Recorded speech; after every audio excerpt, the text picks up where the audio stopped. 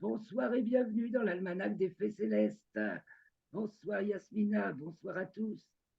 Je suis ravi de vous accueillir donc et de partager avec vous le bulletin astronomique pour la période du 10 au 18 juin 2023, la quatrième phase de la troisième lune de printemps nord, automne sud. Donc le 18 juin démarre une nouvelle lunaison qui démarre encore au printemps, puisque l'été advient le 21 juin.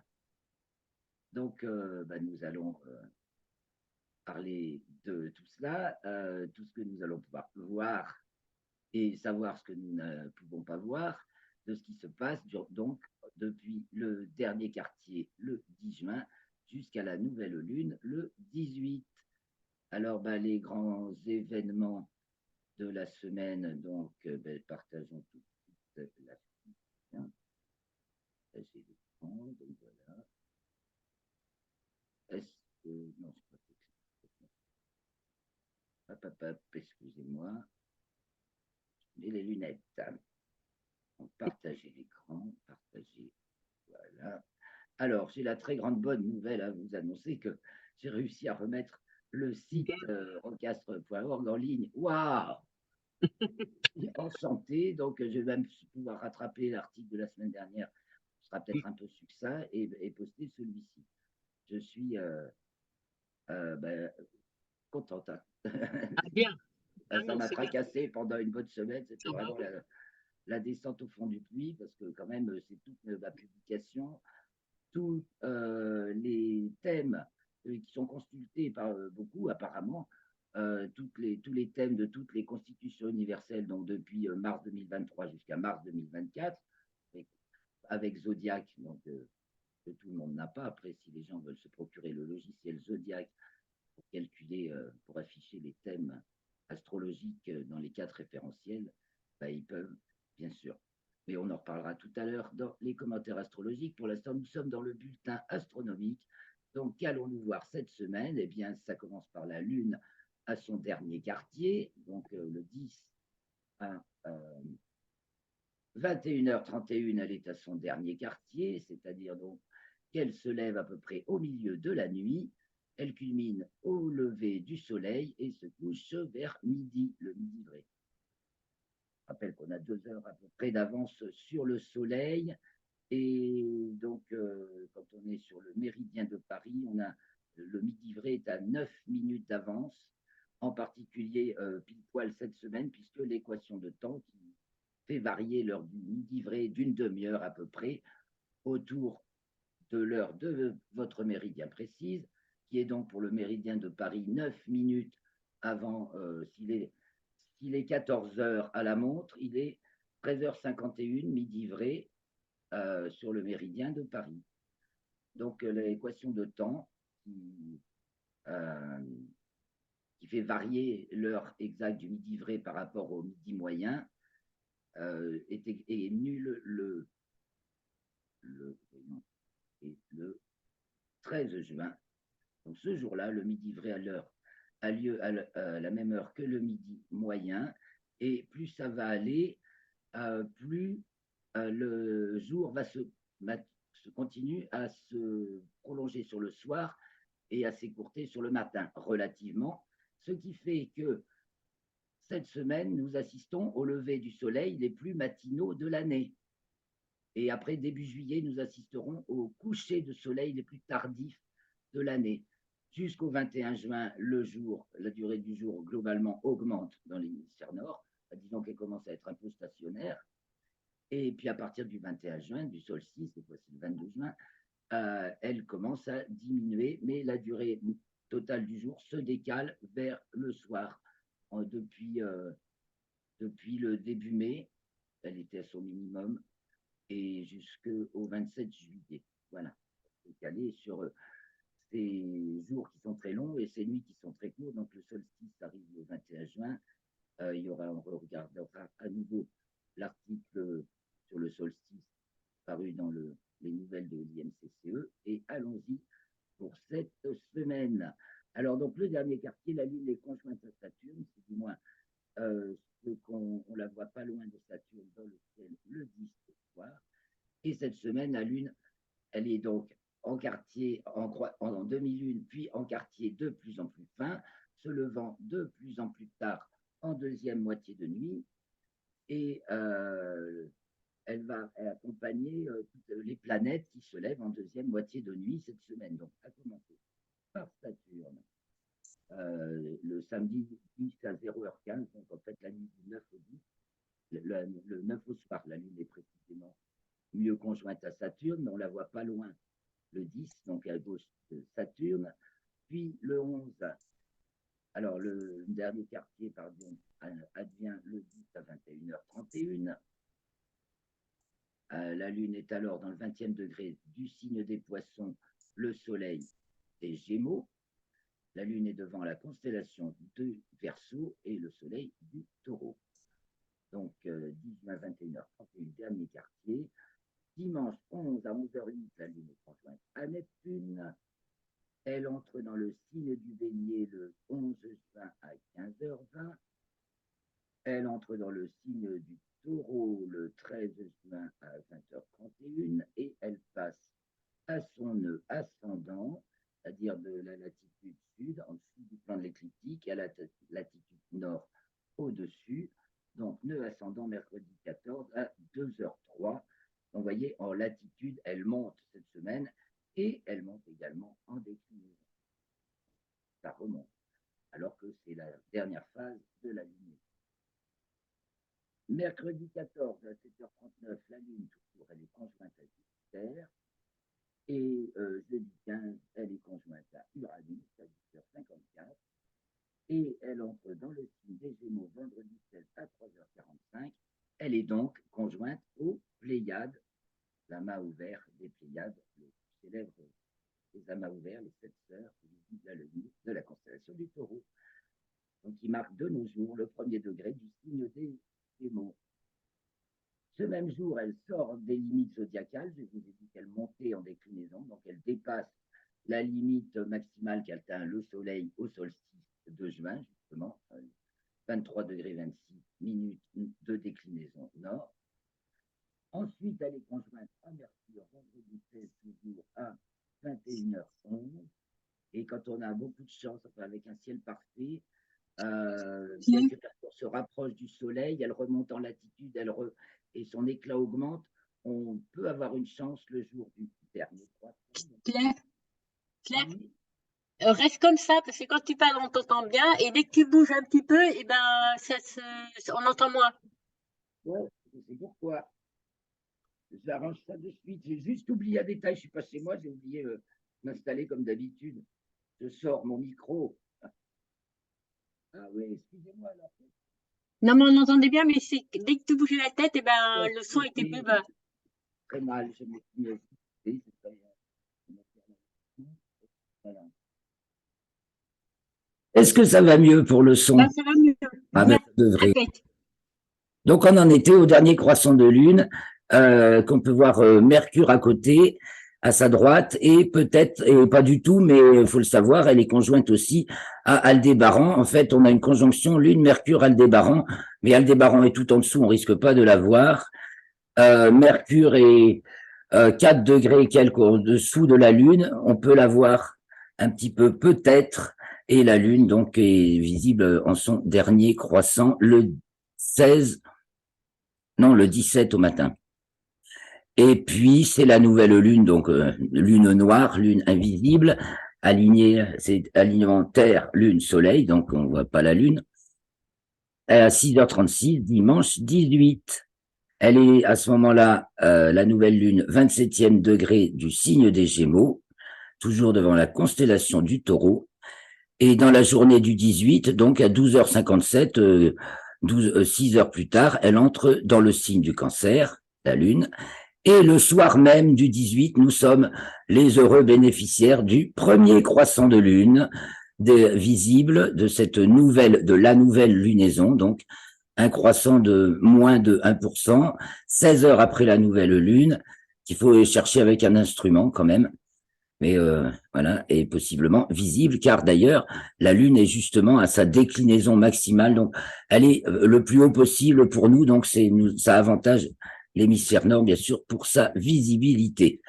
Un petit coup d'œil sur ce que font les planètes aussi cette semaine.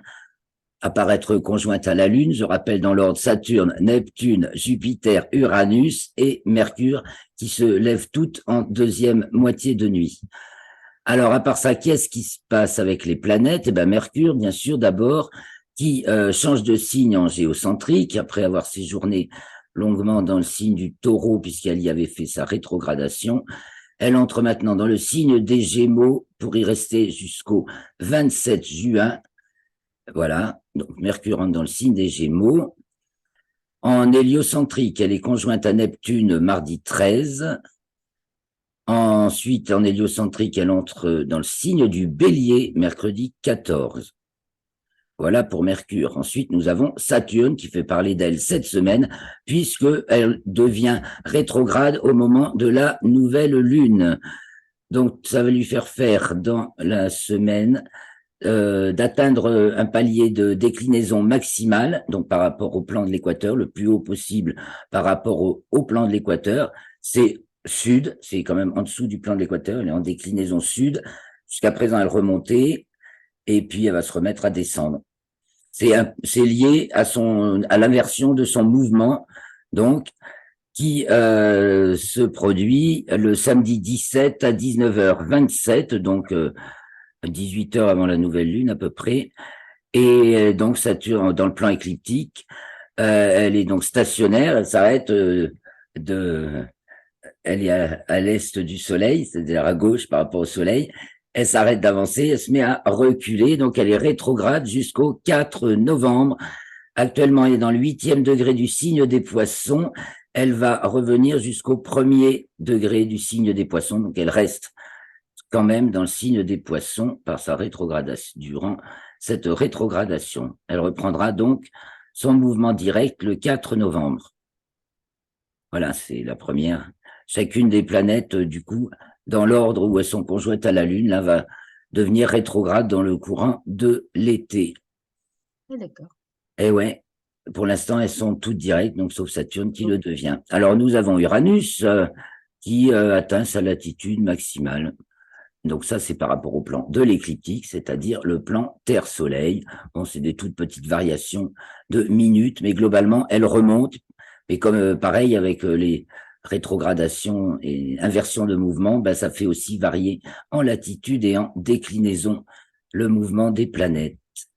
Allez, on va aller voir sur Stellarium ce que nous allons voir cette semaine. C'est parti. Tu vois bien Stellarium? Oui. Super. Oui. Fomaio, l'étoile du Poisson austral, qui est bien visible, alors qu'on remarquera. Donc, comme d'habitude, on commence par le soir, ben là, on va commencer par le matin. Le matin, le 10 au matin, 5 heures, c'est là qu'on voit le mieux cette conjonction Lune-Saturne, puisque la conjonction a lieu à 0h15, le 10. Donc, on aura notre demi-lune dans le ciel du matin, vers 5 heures, juste en bas à gauche de Saturne, donc devant la constellation du Verseau. Alors, on va revenir, on va aller le lendemain. Donc, la Lune gibbeuse, non, elle est plus gibbeuse, elle est en croissant maintenant, de plus en plus fin. Donc là, c'est le 11 au matin, et on va revenir, vous voyez, dans le ciel du matin, maintenant, on a aussi Jupiter, on va le voir en fin de semaine. On va donc la faire suivre, on va rester dans le ciel du matin, donc fin de nuit, et il y a donc, le 11, elle se lève à 2h33. Le 12, oh, je suis déjà au 13, bien sûr. Le 12, elle se lève à 2h53 et nous allons chercher Neptune car elle va être conjointe à Neptune qui est là. Voilà, je reprends pour vous dire précisément. Le 11 à 11h08, elle est conjointe à Neptune. Donc là, nous sommes le 12 à 5h. Ah oui. Donc le 11 à 5h du matin, voilà, notre lune qui commence à être demi-lune grignotée se trouve en bas à droite de Neptune. À partir de la fin de la semaine, quand la lune va plus être là du tout, Neptune devient observable. On zoomera dessus. quand on sera le 18. Alors, je reviens sur la Lune, je la remets au milieu. La Lune, le 12 au matin. Le 12, elle se lève à 2h53.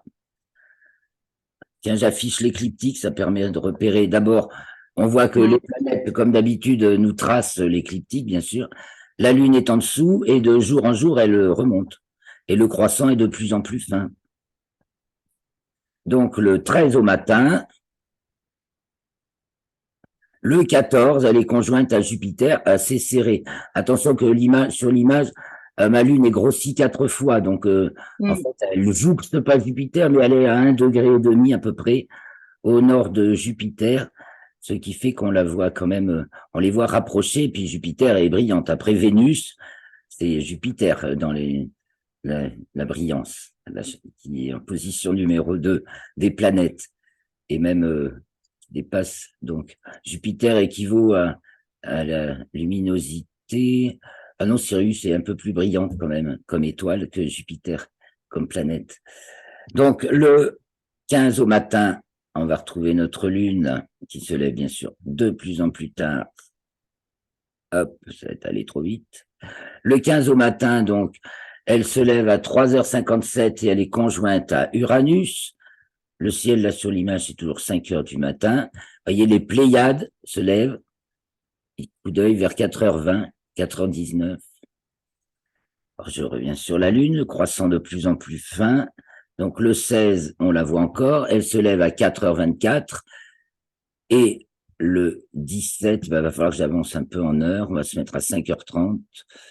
Voilà, 5h15, allez, 5h15, vous voyez déjà, l'aube est déjà brillante, le soleil se lève à 6h06, donc les levées de soleil les plus matinaux, le 18.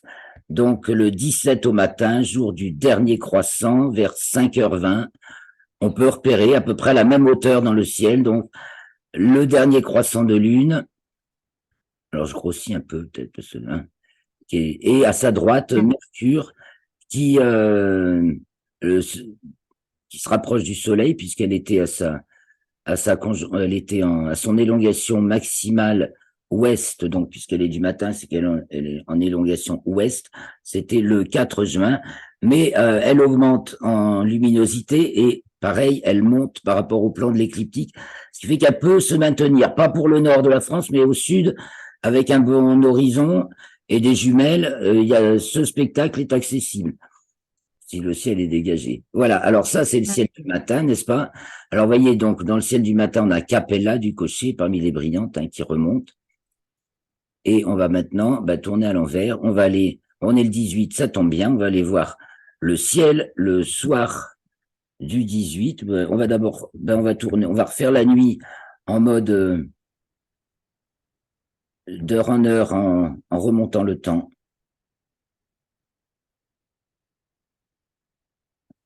Donc, je me mets vers le nord, j'affiche un peu la grille zénitale. Alors, ça permet de repérer vraiment la voûte céleste où se trouve le zénith, donc ici. Donc là, il est déjà un peu, il est 5h24, allez, 5h du mat, pas trop de frissons, parce qu'il fait quand même pas trop froid, j'espère. Donc, au petit matin, la grande ours arrive au ras de l'horizon, le dragon descend, s'effet, culmine. Au zénith, nous avons l'étoile d'Éneb du cygne. Allez, je zoome sur Deneb au petit matin. Après, on va remonter le temps. Donc, le cygne, vous voyez, Deneb du cygne au zénith au petit matin. Pratiquement.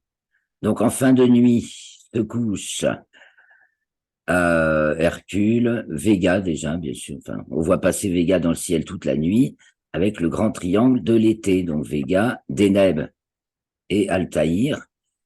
Et on va remonter l'heure d'heure en heure. Et donc 4h du mat, 3h du mat, 2h du matin, donc à peu près l'heure du minuit vrai. Au minuit vrai, donc on regarde le nord, où on en est dans notre horloge céleste. Donc au minuit vrai, au nord, nous avons au plus haut la tête du dragon, ça c'est cette petite figure avec une étoile de Hercule, celle-ci, Iota d'Hercule, forme un losange bien remarquable. avec et un triangle, donc avec Vega d'un côté et Hercule, le trapèze d'Hercule, des toiles moyennement brillantes, mais on finit par les trouver. On repère Vega. Après, on voit facilement le losange de la tête du dragon, et on finit bien par distinguer le trapèze d'Hercule, surtout aussi haut. Donc les trois figures, là, enfin Vega de la lyre, la tête du dragon et Hercule entourent le zénith au minuit, tandis que la grande ours descend. Donc on va aller au début de la nuit, qui est vraiment très tard. Voilà, la nuit noire ne commence que à partir de 0 heure, et à la latitude de Paris, il n'y a plus de crépuscule, il n'y a plus de nuit noire pratiquement. Le soleil ne descend pas en dessous de 18 degrés au milieu de la nuit. Donc le ciel reste assez crépusculaire. Donc 0 heure, voilà, c'est le début de la nuit noire. La petite ours est droit debout et le dragon culmine. Voilà, il la coiffe. Ça, c'est la tête, hein, Vega, la tête du dragon. Et donc de l'autre côté, mais on le verra après, Hercule qui s'élève encore.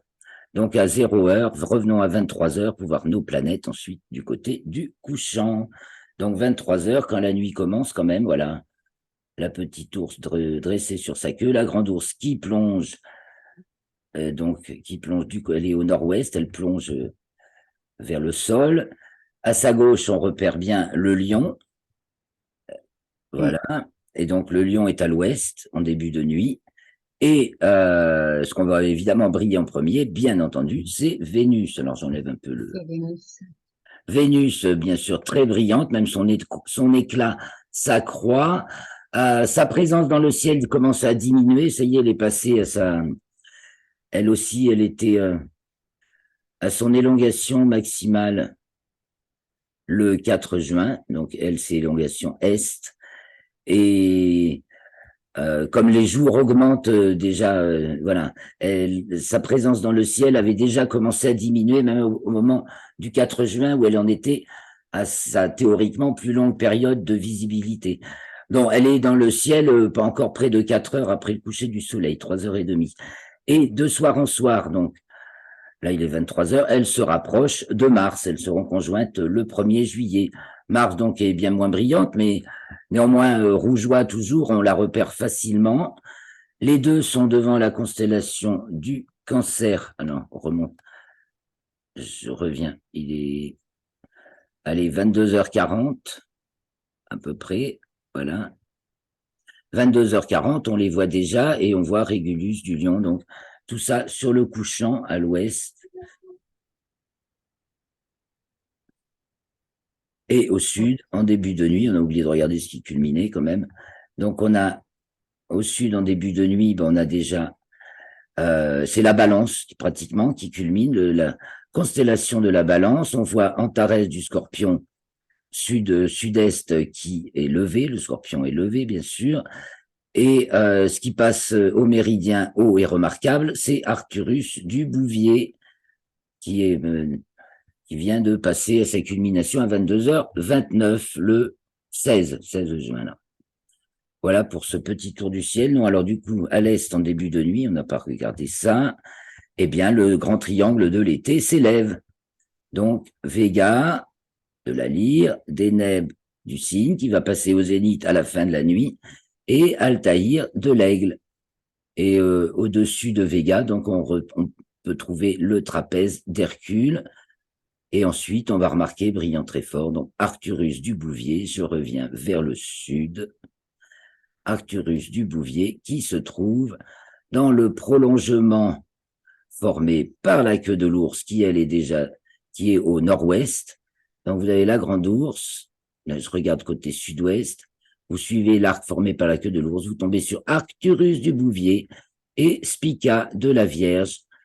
Voilà le beau ciel de ces courtes nuits d'été, de juste avant l'été, plutôt, pardon. Maintenant, nous allons regarder quelques images et news, à moins que nous ayons encore Ah oui, je vais ouvrir les images. Ben voilà, j'avais juste oublié d'ouvrir les images. Et bien, c'est parti. Ah ben, on va regarder d'abord la Lune, qui est à sa libration maximale en longitude, je l'ai noté, libration maximale en latitude, pardon, le 8 juin.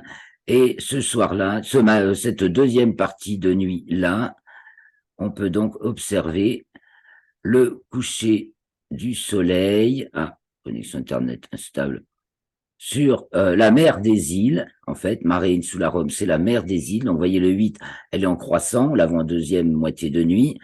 Et là, on voit ce cratère Kepler, là, qui, avec plein d'éjectats très remarquables, sur lequel le soleil se couche, puisque quand on regarde la Lune en deuxième moitié de lunaison, donc entre la pleine Lune et la nouvelle Lune, et bien là, on y voit le soleil qui s'y couche. Ensuite, quelques images sélectionnées pour vous. L'étoile Bételgeuse, à nouveau, qui fait quand même couler de l'encre. Alors, c'est la seule étoile, il faut savoir que c'est la seule étoile qu'on réussit à imager, parce qu'elle est proche et énorme.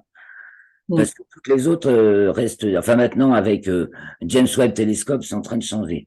Mais c'est resté très longtemps la seule étoile qu'on était en mesure de produire une image autre qu'un point, un pixel Ah, lumineux. d'accord. Et donc, Joli en plus. On après, dirait un tableau. ouais. Alors donc, c'est une super géante rouge qui devient de plus en plus instable. Elle nous a inquiétés par sa baisse de luminosité en fin 2019, début 2020. Et puis maintenant, voilà qu'elle se met à briller plus fort que jamais. C'est à Alors, cause du Covid. on s'attend à ce que ça fasse une supernova qui sera visible dans le ciel en plein jour. Mais ça peut être demain, dans 100 ans, ou peut-être pas 1000 ans, mais pas loin, on ne sait pas trop. Mais là, quand même, elle donne beaucoup de signes d'impétuosité, mais au rythme des étoiles. Bien que ce soit une énorme étoile, donc son cycle de vie est beaucoup plus court que celui du Soleil. Il se compte en millions d'années, alors que celui du Soleil, qui est une petite étoile, se compte en milliards d'années. Bien que sa durée de vie se compte en millions d'années, ça peut quand même, c'est pour ça que ça peut quand même être dans 1000 ans, mais peut-être pas. Et donc, c'est qu'elle en est au stade où elle fusionne l'hélium. Alors, elle a fusionné l'hydrogène dans sa jeunesse. Il reste plus que de l'hélium dans son noyau. Et après, elle est dans la deuxième phase où elle transforme l'hélium en carbone et en oxygène. Donc, elle est presque finie cette phase.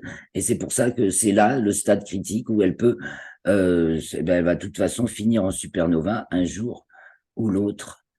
Et donc, on suit ça, on suit Bételgeuse. Voilà une image de pas de tir ravagé par le tir du Starship du 20 avril. Et donc, ça pose... c'est pas évident encore que Starship puisse mener la mission Artemis 2 et Artemis 3 dans les délais prévus, 2025-2026. Il y a encore beaucoup de choses à régler, bien que la mission Artemis 1 se soit passée à merveille. On regardera un peu les news. Alors voici un champ de galaxies, 45 000 galaxies prises par James Webb Telescope en infrarouge, qui révèle donc, voilà, dans cette image, il y a 45 000 galaxies. J'imagine que le champ, c'est un champ microscopique qui doit faire 0,01 ou 2 secondes d'arc. Et dans cette toute petite portion de champ visuel, James Webb Telescope décode, déniche toutes ces galaxies. C'est le ciel très profond. Un petit tour sur Mars. Ah oui, puis carrément, attendez, je vous emmène en vidéo. Je crois que c'est la dernière image. Je vous emmène en vidéo. Donc ça, c'est Persévérance. C'est là. On y va. On va faire un tour avec Persévérance dans le cratère Belva où voilà, on peut zoomer. C'est interactif. Voilà, se déplacer. Donc, il y a aussi ça en vidéo, je mets le lien. On dirait une montagne. C'est un peu montagneux. Et donc là, on est dans le cratère, si j'ai bien compris. Et on se promène. Donc, ce panorama réalisé par Persévérance. Voilà, on dirait bien que le cratère, c'est ça. Hein. Après, ça remonte. Ça remonte, voilà. Bon. Donc, il y a le lien pour...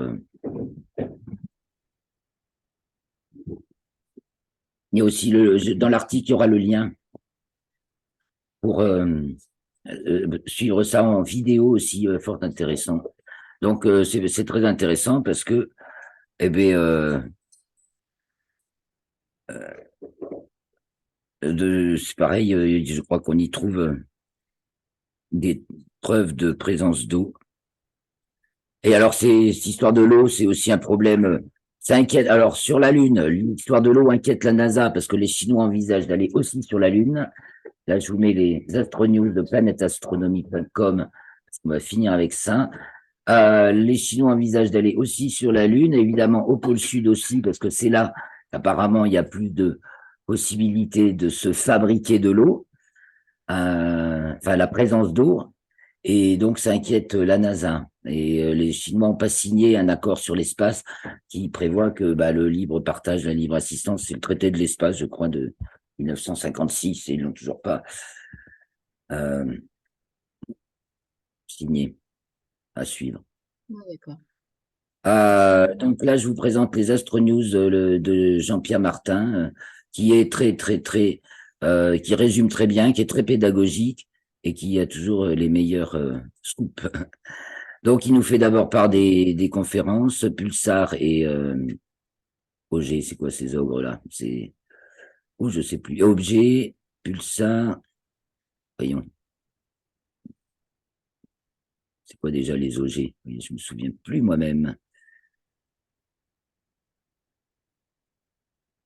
Eh ben, étoiles à neutrons, c'est le rapport avec les étoiles à neutrons. Bon, on va passer rapidement, de toute façon, mais je vous invite à aller voir les Astronews de Jean-Pierre Martin, qui résume un peu les news que j'ai données ces dernières semaines. Donc, sur Mars, les raies d'une rivière au fort courant, ça, on en a parlé, ainsi que le rover chinois qui avait aussi trouvé que de l'eau a coulé récemment sur Mars. Le noyau solide de la Lune confirmé, c'est ce qu'on a montré en image la semaine dernière. Donc, supernova dans notre environnement proche. Oui, il y a une supernova qui s'est manifestée dans notre environnement proche. On en a parlé aussi. Les dernières trouvailles du James Webb Télescope. Alors, ça n'arrête pas, en fait. Et puis, JUICE, la mission vers Jupiter, qui apparemment a eu un petit problème pour déployer son antenne. C'est fait, réussi. Un petit point sur Voyager 2, donc on en a parlé aussi, qui débranche certains systèmes de sécurité pour prolonger sa vie. Et le Soleil, il y a eu une super tâche qu'on pouvait voir sans télescope. Alors les amis, je reviens vers nous. Et puis on va peut-être quelques petites nouvelles encore. Ça va Yasmina? Oui, oui. Alors les autres nouvelles, un petit peu intéressantes, ou qui sortent un peu, qui sont un peu De l'ordinaire, hein. un peu surprenantes. Entre autres, alors, une prière du pape François va être envoyée dans l'espace à l'aide d'une fusée de SpaceX. Alors, SpaceX verra tout. Hein. Et donc, c'est le programme spatial du Vatican. Voilà. Ensuite, il y a SpaceX. Toujours, le Pentagone va payer SpaceX pour utiliser son réseau Starlink en Ukraine. Alors, SpaceX n'a pas du tout envie quand même que ces projets servent à dans le cadre de guerre. On rappelle que SpaceX a réussi la 28e mission de ravitaillement de l'ISS avec son cargo Dragon. Un petit rappel sur la méthode d'atterrissage du Falcon 9 en vidéo pour qu'on la voit bien, qui marche bien. Bon, après, on a vu les dégâts sur le padre de tir du Starship, qui là, ça met plutôt un bémol. Et le fait que on n'est pas sûr encore que le calendrier pour partir sur la Lune soit respecté. La NASA s'inquiète. Quant à Boeing, il reporte aussi un énième report. Et on se demande si la NASA maintenant se demande si Boeing est capable de construire des véhicules spatiaux. Pas très Non. loin pour Boeing. Tandis que la mission Psyché de la NASA va bientôt décoller. Là, c'est l'astéroïde qui rendrait tout le monde super riche. Hein. Combien de temps qu'il nous reste? 1 minute 38. Alors, je crois qu'on va bientôt s'arrêter. Les vidéos de la surface de Mars.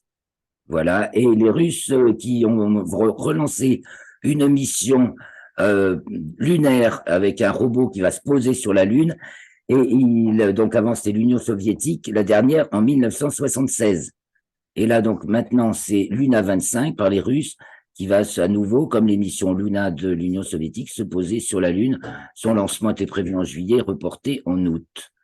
Voilà, et quelques petites nouvelles de l'ISS. Donc, nous allons nous quitter sur ces news, ces news astro.